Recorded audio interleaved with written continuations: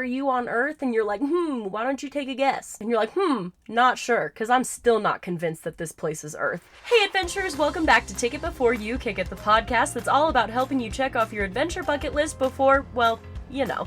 I'm Alexandra, your guide to all things epic, and today we are talking about Arches National Park, but with a little bit of a twist. You've only got one day to experience this jaw-dropping, Mars-like landscape. Can it be done? Absolutely. Will it be forgettable? Oh, you bet your sweet hiking boots it will be. Now, I have been dedicating a lot of time, and when I mean a lot of time, creating all of these guides to Arches National Park because I love it and I think it's such an adventurous place to go and I want you to check it off your bucket list too, and I am here to help you. So, grab your day pack, slap on that SPF, and let's get into the ultimate one-day itinerary for Arches National Park. Now, why am I doing one day? And it is because I have seen a lot of people who are simply driving through the Moab, Canyonlands, Arches National Park area, and they want to know what to do with Arches National Park in one day, so we are going to talk about it. We're going to talk about the best things if you are only driving through, if you only have one day here, and then maybe we can go into more adventure ideas if you want to stay for a couple more days. Now, just some backstory. I am a mermaid. I run a blog called The Bucket List Mermaid, and I travel everywhere in my massive RV as a mermaid. I know you're just like questioning all of this right now, but trust me, it's a thing. Go check it out. Funny story, I wasn't actually supposed to be going to Arches National Park. We were going to Yosemite, and we were looking for different ways to get there, easier ways to get there, and we decided to go through the Grand Junction route all the way on I-70 and then through Moab. This was a fluke that we were even here to begin with, and obviously, like, you hear Arches National Park, and it seems cool, and I was like, oh, I bet they have, wait for it, arches. However, I just don't think that I was quite prepared, so I ended up spending about a week here to do Moab, Canyonlands, and Arches. It was definitely one of the most rushed national parks that we do. If you have listened to previous episodes, you know that I normally like to stay as long as I can in these national parks so that I can bring you the most information that we can. However, this one was a little bit rushed, and I think that compared to other national parks, it is smaller, so I think you could do it in a day, which is why I am doing this podcast. However, you need to prioritize your time, because although it is smaller than, let's say, Yosemite, there is still a lot to do in this national park. So again, I am just going to be going through my main itinerary if I had to do it again. Full disclaimer, I did do it in about 4 days. Let's just try to cram it into one day and do our best here. So, it is sunrise. Now, you might not know this, you might know this, but sunrises at Arches National Park are absolutely incredible. One of the things that if you have time, that I would suggest doing right at sunrise is the iconic Delicate Arch, which I have a love-hate relationship for this arch, because this arch is so popular that it's even on their license plate. So if you see Arches National Park, 9 times out of 10 you're going to see Delicate Arch, and it is beautiful. However, it is popular for a reason, so therefore it is very hard to get parking. It is crowded, it is chaotic. I tried to go, I couldn't even find parking, so therefore I had to go down to a little viewpoint area and see it, and it was so tiny. So anyway, I have a love-hate relationship with this arch. Everybody, all the guides that they say, where should you go first? Delicate Arch. And I think that that is totally correct, but you need to time it correctly. And if you can't go at sunrise, I'm going to say something so controversial here, and you can come after me, but I would almost skip it. If you can't do it during sunrise, you would need to get there at a perfect, pristine time, and even if you did manage to find a parking spot, let's say you were there during midday, it's going to be so crowded, and you're going to get there, and it's beautiful, do not get me wrong, you have this Lasso Mountains in the background, and it's absolutely stunning. However, after doing this entire park, I just think that there are arches more deserving of your love and praise than the Delicate Arch. Now, if you are here at sunrise, this is the only time when it is pretty much worth it. Now, if you're looking for something a little different, and by different, I mean I'm going to cheat a little bit because this really isn't in Arches National Park. However, one of the best sunrise spots in this area is actually in Canyonlands in the Mesa Arch. It's a portal of pure magic. It's only about a half a mile round trip hike, but trust me, oh, it's so worth the detour if you have time and you don't want to do all of the crowds at sunrise. So those are two options, one for a little less popularity and one if you really want to see that delicate arch, go at sunrise. Now a little bit more about that delicate arch hike. Just keep in mind that it is a 3.2 mile round trip hike. It is pretty moderate, but it is doable if you pace yourself and bring plenty of water. And again, if you do want to try to check this off, I also did Devil's Garden at sunrise, and this was another amazing way. Personally, honestly, again, I'm saying these controversial things because I'm giving you these insider tips. I loved what was called the Partition Arch, and this is a little bit of a ways into that Devil's Garden loop, but oh my gosh, I looked through and there was just the entire Valley of Arches National Park through an arch. There was nobody there because no one goes there. So, hot take, I think that was my favorite option, but you need to pick which option you're going to do for sunrise. Sunrise is peak time to go to arches. So that is the one time where you need to be very, very picky with your time and you need to prioritize what you want. Okay. So now that it is midday and I might be talking to you people who are just driving through, I'm going to tell you what I did, which again is kind of different from what other people did, but I really liked it. So what I ended up doing is I ended up going to Arches National Park and I ended up taking an audio tour. I am going to link it in the show notes if you want to take a look at it. It was really cheap. It was way cheaper than a guided tour. I got to go at my own pace and basically every time that I would stop or hit a point, a story would tell. It's like a story of who lived there first, or a, geological, scientific, education about the rock formations or that kind of thing. And what I also liked about this is that it also told me where all the hikes were. So I just kind of jotted them down. So if I did have extra time later, I could go back. Now, some of the things that I did on this audio tour, which you cannot miss, is number one, balanced rock. It's super easy. It's really just a marvel to look at. And if you don't believe me, head to those show notes where you can see the picture of it. But basically, it's like this rock that really shouldn't be there, and it's kind of just balancing. Fun story, the ranger told me this, but there's this little tiny white band around it that's something about the sediment. But some dude thought that it was cemented on there and went over and tried to push it. Why would you do that? So as you go down this main stunning road of Arches National Park, it's about 18 miles long total. You will have several pullouts, maybe some parking lots, and some viewpoints. For example, I really liked looking over the petrified dunes, and then we also saw the Three Sisters, the one that looked like a penguin, and the courthouse, but maybe skip those for now. Save those for the afternoon. Go straight through, and you'll see Balanced Rock on the right, and then you'll see this turnoff to the right, and this turnoff is going to be the key, because you can go to what's called the Garden of Eden. You can look over those petrified dunes, and then it takes you to the window and the double arch section. Now, this section, honestly, is the most bang for your buck. If you do not have time and you don't have time to hike, you are literally just stopping by, driving through, go to this section, because I feel like it is just filled to the brim with these epic arches, and they're all relatively close to each other, and the hiking is not bad to get to them. So for example, there's the window section, so you'll hike a little bit to the north window. If you've ever seen, there's a very famous photography spot here where if you look through the north window, you can frame the turret arch, which is another arch that's right there. You can frame it within it, and I've noticed that this is on a lot of postcards. So to all of my photographers out here, this might be a great spot for you. So basically, this entire thing is on a 1.2 mile loop. So if you go past that north window, you can either turn left to go to the south window, or you can go to the turret arch. If you have time, I would suggest going to all of them.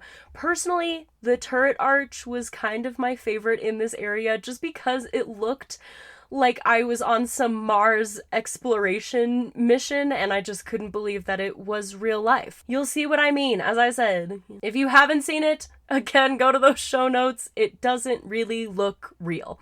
So after you're done with that loop and you've managed to find a parking spot, because the parking spots here can be a little tricky.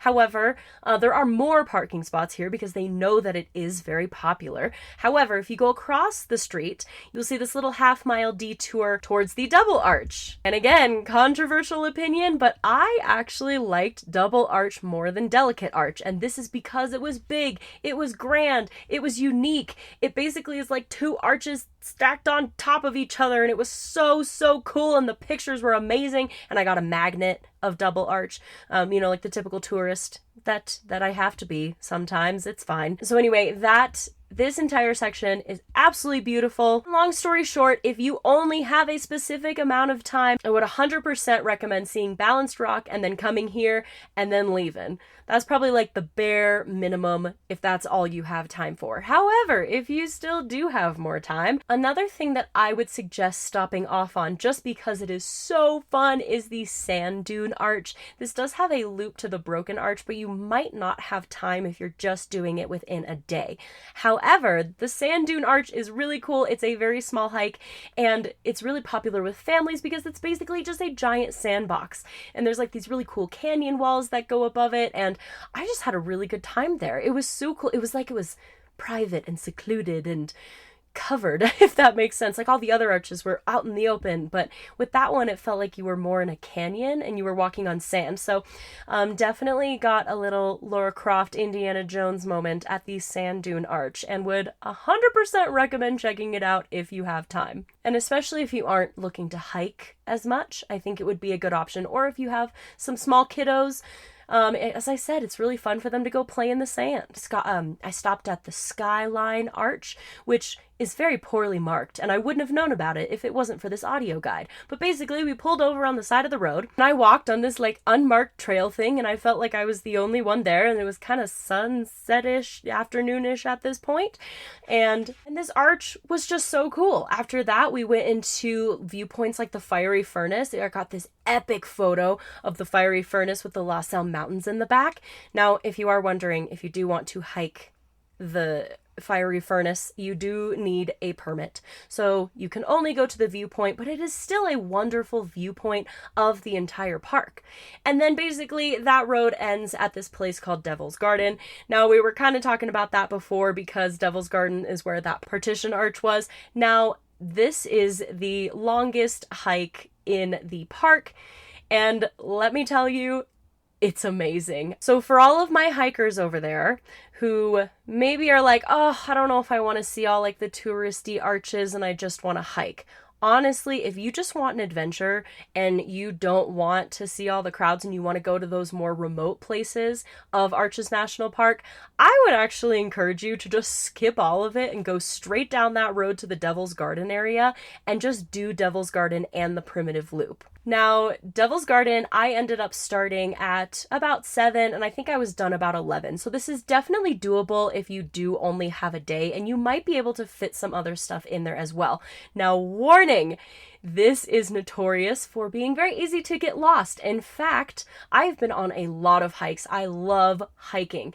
And this is the only hike where I've gone into a little bit of panic mode because I was lost when I was trying to find Dark Angel, which is a rock formation. It's right after what's called the Double O Arch. I totally just lost my way, and I was solo female hiking. I didn't have anything. I was so unprepared.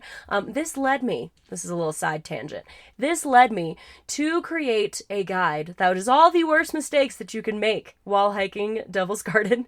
That I will link on the show notes, because if you are serious about doing Devil's Garden and you're like, yes, I want to hike, I want to go on adventures in Arches National Park, you need to read it, because I don't know what I was thinking. I just thought it was just a typical hike. It was about like 8 miles for me because I got so lost.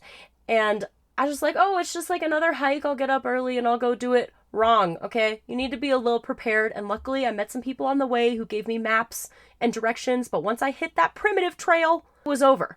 Now, if you're like, what are you talking about right now? What are you rambling on about, woman? What is going on? Basically, the Devil's Garden is a hike, a loop, if you will, that is right at the end of that road, and it offers access to, I think it's 7 arches. Now, the ones that are the most popular is, well, probably the most popular one is going to be Landscape Arch. This one, people just come in, go to Landscape Arch, and turn around. Some other ones that are very close to the trailhead is the Pine Tree Arch and also the Tunnel Arch, so you don't have to go very far into the loop in order to do it. However, there are some adventurers, like me, who just prefer to do the entire loop and not just go to the arch of their choice and turn around. Now, once you pass like the landscape, you can go to the Partition Arch, which is stunning. I said it was the only one there. I went to the Navajo Arch, and then I went to the Double O Arch, which is separate from the Double Arch that we talked about previously.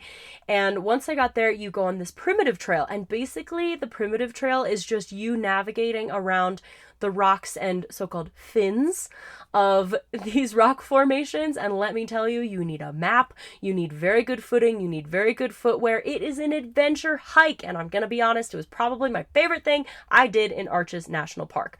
So again, if you are very adventurous, you want to do one hike and you only have a few hours, definitely head to Devil's Garden. You will get so many arches there. I think there was one called the Private Arch that was right in the middle of the primitive trail.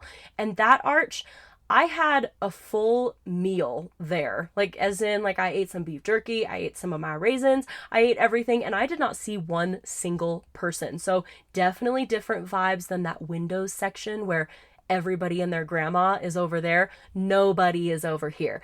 There was a point where I slipped and fell in some water. I got lost. I had to help like a hiker up a rock. It is an adventure, and I would 100% recommend it. Now, you could, if you are hustling and you do have a full day, you could potentially do the route that we were on, you know, like go to the window section, go to Balanced Rock, go to that fiery furnace, go all the way to Devil's Garden, and just kind of go where you want. I would especially recommend you to see Landscape Arch, just because it is very different than the other arches that I saw, as in it's very long and skinny. So even if you don't go the full loop, it's still cool to see Devil's Garden, and you can see a few arches while you're there.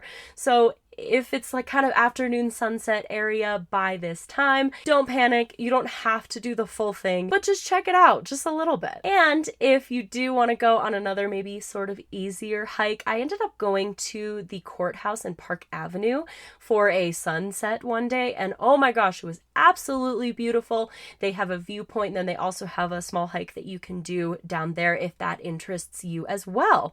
Also, if you are listening to me talk and you're like, this woman has said arches or arch about 78 million times, do not fear, because it took me a while to actually place these arches with what they actually were, and I actually wrote an entire guide on the most notable arches in Arches National Park with pictures, so that you can have a face to the name of all of these arches. And if you are getting confused, I would recommend going and checking that out and listening to this while you're looking at it, just so you can be a little bit more organized, because I wasn't. You know, you can only hear so many names of arches before they all start melding together. So once you are at the courthouse, again, that Park Avenue trail, it's a short and stunning hike. It just has these towering rock formations that kind of make you feel like you're walking through a city of stone.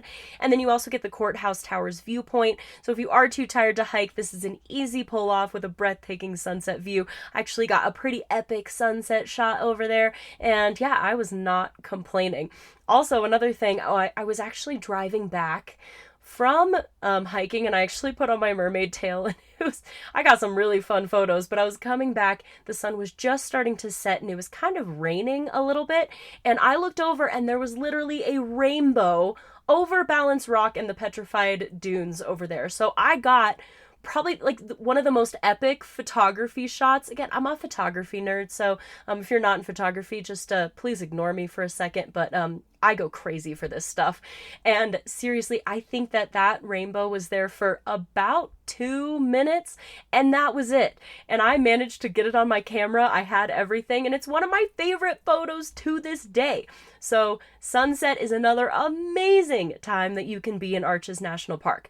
By this point, the sun has probably gone down, not gonna lie, especially if you've done some hiking in there. And just because the sun has gone down does not mean that the party or the fun doesn't stop. And that is because this is a notorious dark sky park and viewing area. Now, depending on the time of year that you are here, you might get a chance to do some stargazing, see the Milky Way, or do some astrophotography. Again, one of the most popular spots for you to stargaze is, you had guessed it, the Delicate Arch. That's literally everybody's answer. Like, you're like, what's the best spot for a sunrise? Delicate Arch. What's the best spot for a sunset? Delicate Arch. What's the best spot for Delicate Arch? It's always Delicate Arch. Ugh, it's pretty. But this time I am gonna give it to it. Because seeing the Milky Way, like, come through the Delicate Arch with, like, the mountains in the back is literally magic. So I will give this to the Delicate Arch. Another place that is really, really good for stargazing here is Panorama Point. Another thing that I'm going to link in the show notes is actually a tour that I found. You can do a self-guided stargazing tour, and I would recommend this just because there is a lot of really cool things with the stars, especially that, you know, the Indians did while they were here, the stories that they would tell about the stars. I was fortunate enough to actually go on a moonlight/starlight hike up in Canyonlands, which is just a little bit, just around the corner from Arches National Park. And we ended up looking over the rim and Arches National Park with a ranger, and she pointed out some of the stars, their folk stories, and they told us some of their stories. It always involves a coyote. I don't know why. The coyote is always up to no good. So I just kind of feel bad for all coyotes everywhere. Like, they're getting a really bad name with these star stories, let me tell you. But anyway, you will hear all about the mischievous coyote if you get this tour. But I think that would be really cool, especially, you know, like if you had your partner or your family and you go out there with some chairs and some blankets, you know, and go just listen to some stories about stars. It is truly magical, and it is truly a bucket list experience. Now, I have to put in some plugs here because I want to do everything to help you check this off of your bucket list. So I made so many guides for this park. As I said, I've been working really hard on Arches National Park, but I have entire spots for the sunrise, places to go for the sunrise, things to do, nighttime hikes, everything will be in that guide. And then I also have another one for sunsets because it's different, because the sun rises and falls in a different location. Oh, I know, it's crazy. So when the sun rises, it'll hit certain rocks, and then when it falls, it'll hit other rocks. So there are different places that you need to be for sunset and sunrise. So if you are interested in really getting into the sunrise, sunset, and also the nighttime aspect of Arches National Park, I will definitely link those in the show notes for you, and you can take a look. And again, with the photography, I also have a photography guide because, as I said, I nerd out about photography all the time. And I also have a guide to photography for Arches National Park. So go check that out as well. And I also have a guide on hiking Devil's Garden and also the other top hikes in here if you do have more time. And I have an entire adventurer's guide. Can you tell that I have done my research on Arches National Park? I should be a ranger at this point. Honestly, I feel like I could do a guided tour through Arches National Park and I would know everything. But you know, it's fine. This place is so cool and it just fascinates me. So, just because I'm passionate and I'm rambling about adventure in Arches National Park, let's just go back and let's just summarize what I would do in a day. Now, step 1, figure out where you want to be for sunrise. Pick the best place that you think would be good for your bucket list. Maybe you go and check out that sunrise guide and you pick somewhere completely different, but pick where you want to be for sunrise. Step 2, if you only have enough time and you're just driving through, drive on that main road, see Balanced Rock, go to the windows section, go to the Double Arch, maybe squeeze in some other things if you can, and then leave. If you want to go hiking and you just want some serious adventure, go straight to Devil's Garden, do Devil's Garden, and then do all the other stuff once you're done. If you just want a balanced day, maybe do it like the Delicate hike in the morning, or go to that Mesa Arch in Canyonlands and then come back, go to Balanced Rock, go to the windows section, maybe do some other pull-offs, maybe some parking lots if you feel like there is something cool there that you want to see, but don't spend too much time, like the Sand Dune Arch. Again, I really liked that one. Maybe the Skyline Arch, head all the way over, maybe stop at the Fiery Furnace viewpoint, and then go to Devil's Garden. You might not have time to do the entire loop if you are doing this route, but maybe just go to the Landscape Arch and come back. And then maybe you'll catch an epic sunset at the Courthouse or Park Avenue. And then if you are down to stay for some of those spectacular stars, I would either head up to the Delicate Arch or Panorama Point. Woo! That was a lot. That was a lot, though. I was talking very, very fast during that. I really hope you got all that, truly. One thing is for sure, you will have unbelievable memories, killer photos that people will be like, were you on Earth? And you're like, why don't you take a guess? And you're like, not sure, because I'm still not convinced that this place is Earth. And you will have another check mark on your adventure bucket list. So, have you been to Arches? Did I miss one of your favorite spots? Let me know, and if you love this episode, subscribe, share, and leave a review. It just really helps this adventure-loving community grow. And until next time, keep chasing those bucket list dreams, and take it before you kick it.